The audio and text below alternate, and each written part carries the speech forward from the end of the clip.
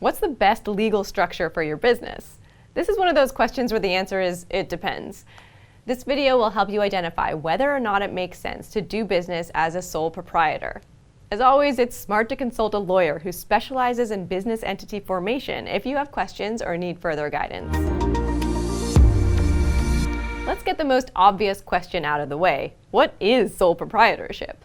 There are several different business structures or entities that you can choose from for a business.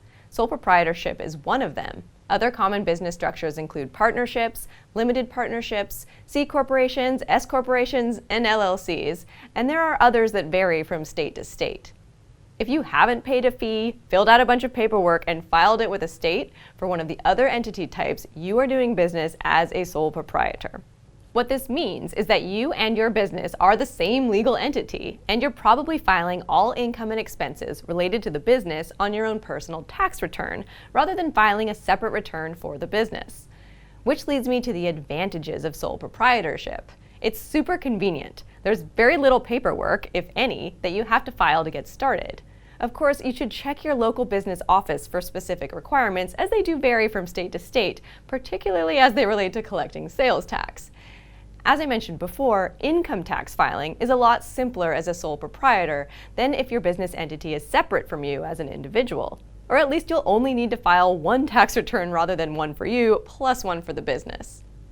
And as a sole proprietor, you have complete control over the business, unlike other entity structures where you may have governance requirements, such as having a board of directors or shareholders to worry about. But there are some significant disadvantages of sole proprietorship as well. You can't really go into business with another person as a sole proprietor.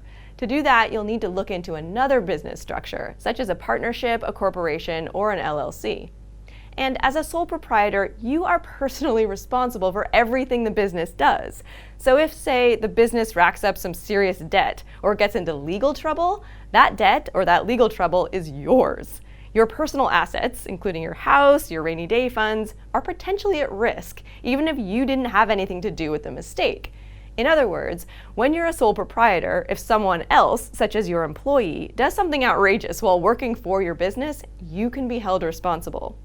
And you'll have fewer fundraising options because while you can sell shares of a business, you can't really sell shares of yourself in order to raise capital for a sole proprietorship.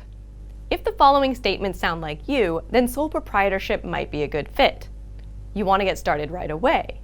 You value things like convenience and simplicity when it comes to filing taxes. You're not planning to partner closely with anyone else in business other than perhaps hiring employees.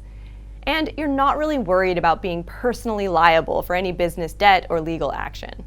But sole proprietorship is probably not the best fit for you if you have personal assets that you'd like to protect from the business's activities, or if you want to try and take advantage of better tax rates like certain company tax rates, or if you want to go into business with one or more partners, or if you intend to sell stock in order to raise money for the business.